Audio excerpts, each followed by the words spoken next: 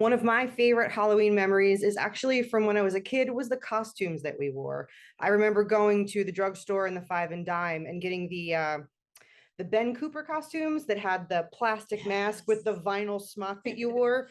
And being a kid that always had glasses, those plastic masks were not very glasses friendly. And they had the tiniest little square slit to breathe out of.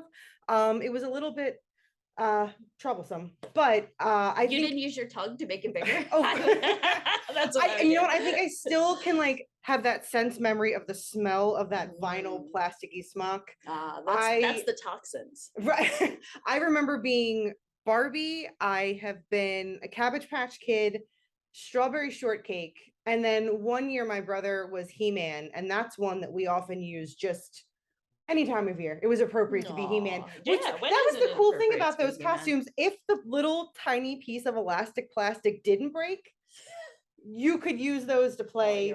But if anybody had those that didn't break within the first 5 minutes of Halloween, you were a pro. Because I think that it was held on by the tiniest string of elastic. And again, when you have glasses, it stretches it out a little bit more. But you know. Nice. The only other thing with costumes is growing up in New Jersey, when you had to wear a coat over your costume, that was the worst. Like, don't ruin my Halloween, Mom. Well, I would just put it over. Like, I would put whatever my smock was over my jacket, even if it was a little form-fitted. There we go. There we go. So my favorite Halloween memory is probably sitting home, and if anybody's from the New York area, you'll know this, listening to the Cool Ghouls Zachary radio show, where he would do all these really cheesy shticks. Think of him as like Svengoolie for radio.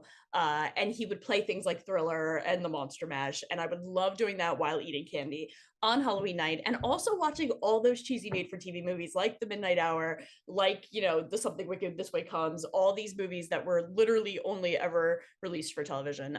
Worst witch, #forever. And yeah, that was my favorite memories, listening to the radio, watching TV, because growing up in the inner city, you didn't get to really trick-or-treat much, so that was what we had instead, and it was, thank goodness for pop culture. Right. Yeah, thanks for having us, guys.